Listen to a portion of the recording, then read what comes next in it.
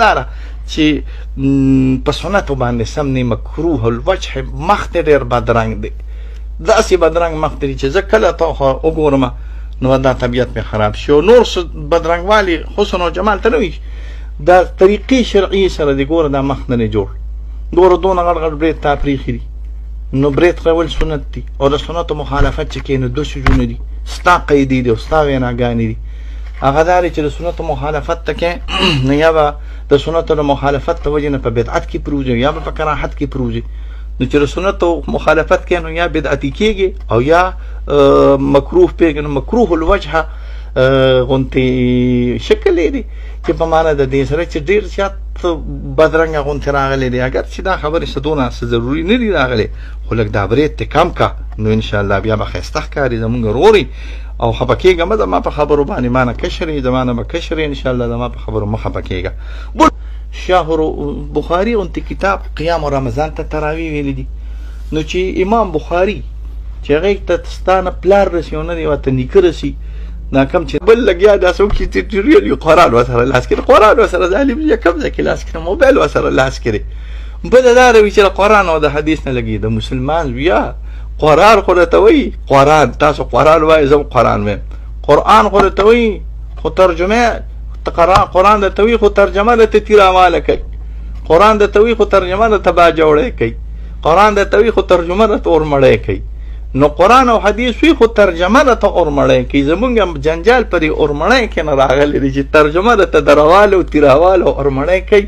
نور قرآن مقه قرآن یې د پلار یې نشي بدلولی. ښه قرآن ورته ملا صاحب ته وایي نه، او که قرآن وایي آیت وایي بیا ور باندې د ایران روایتونه دا حدیث کې دا راغلي دي، امام مجاهد دا ویلي دي، اکرامه دا ویلي دي، سدي دا ویلي دي، پلنکی دا ویلي دي. قرآن ټوک ټک کې او د محدثینو او د مفسرینو د نومونو نظر کې آیت معنا هغه وکړي چې کومه ملا کړې دا الله ولا معنا لوړ شي سر وخوري. نو ته درس نه کوي چې کوي دغه صحیح کوي. د مخلوق خبره په قرآن خېجاوي پلنکی صاحب دا لیکلي دي، بس دا قرآن خبره لاړه شي پلنکی صاحب ولا خبره عوامو ته ورس. اوس به زه دا خبرې دا شرکیات به زه څنګه ختموم؟ دغه ګناه زه کومه چې د جمعې نه مخکې دا تقریر نشته او ټول دا کوپر ټوله دنیا کوي. دا کوپر موږ د دې دپاره کوو چې دا غټ کوپر پې ختم. نو زه خو یې منم خو چې نشته. ته خو یوه خبره اوسه پورې په ممبر تا کړې ده چې او دا موږ غلطه کوو. ته خو مولا ومنه کړه، زه خو یې منم خو چې غلطه ده.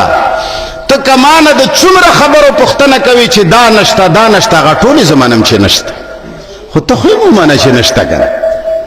زه هغه مولا نه یم چې زه عوامو له دوکه ورکړم. زه چې کومه غلطه کوم زه به وایم چې دا مې غلطه ده. بریتونه یادوي مولانا صاحب ډېر زور یې دله درکړی دی.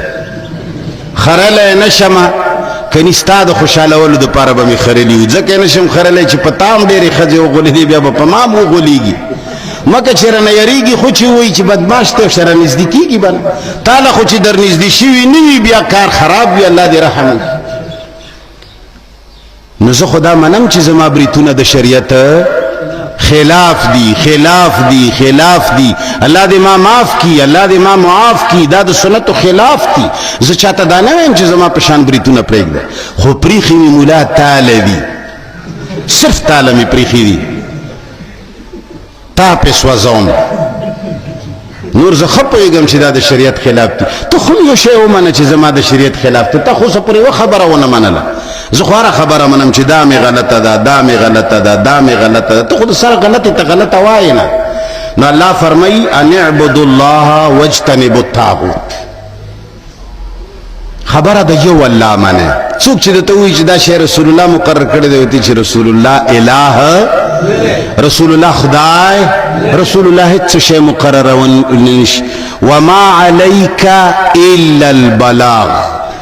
اے پیغمبره پتا نور هیڅ شی ضروری نه دی سوا د قرآن رسولو نه. قرآن ورسوه بس. ځان نه ګوتو وهلو اجازت هیڅ پیغمبر تا خو متوازی حکومت د پیغمبر لاس له ورکړی دی. تا ته خو قرآن وایي چې کچرې ما کې دې شک وي، نو کچرې په ما دې شک وي چې زه د رب کتاب نه یم، نو فأتو بسورة من مثله. د قرآن په مثل یو وړوکی سورت راوړه. تا دومره د حدیثو کتابونه جوړ کړل او نوم دې ورته کېښودو مثله معه د الله چیلنج دې ټوټې ټوټې عوامو له دې دا تاثر ورکړه چې دا حدیث د قرآن مثل دی. څه شی دی؟ مثله معه.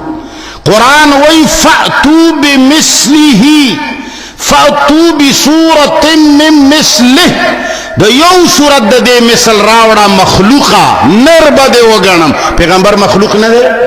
تا خو د پیغمبر نه ورته مثله معه دومره شی دی ثابت